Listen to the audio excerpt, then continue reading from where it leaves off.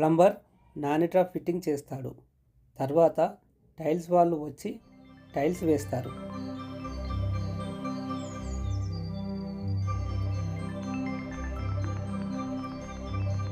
Tiles వేసిన తర్వాత ఈ నాని ట్యాప్లో టైల్స్కి నాని ట్యాప్కి మధ్యలో గ్యాప్ ఉంటుంది.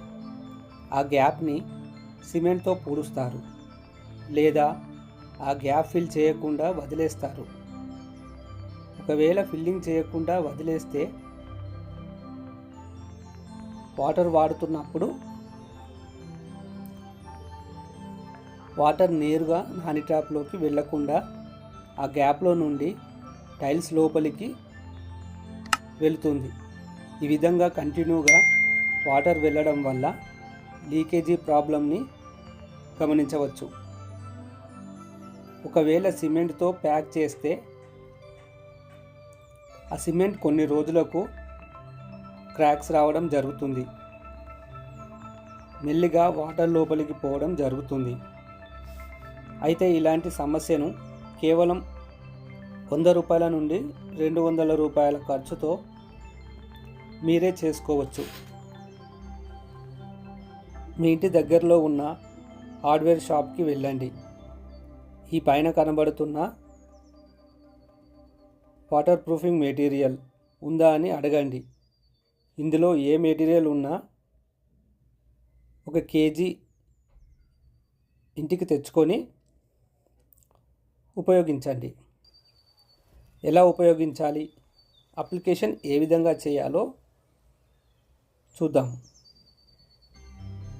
ముందుగా తెచ్చుకున్న 1 కేజీ ప్యాక్ను కట్ చేసి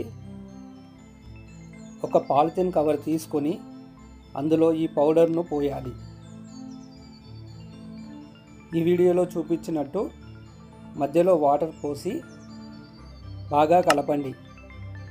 బాగా కలిసిన తర్వాత ఈ నాని ట్యాప్లో సైడ్ ఉన్న గ్యాప్లో నింపండి. చుట్టూ నింపి స్మూత్గా చేయండి. ఇక్కడ గమనించవలసిన విషయం ఏమిటంటే ఈ మిశ్రమం తొందరగా గట్టిపడుతుంది. కాబట్టి కలుపుతూ తొందరగా ఫిల్లింగ్ చేయాలి.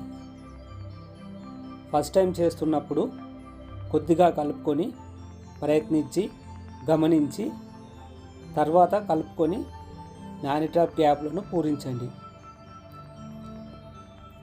ఈ విధంగా చేసుకుంటే వాటర్ టైల్స్ లోపలికి వెళ్ళకుండా, ఇంటి లోపలికి వెళ్ళకుండా, గోడలకు చెమ్మ రాకుండా ఇంటిని కాపాడుకోవచ్చు.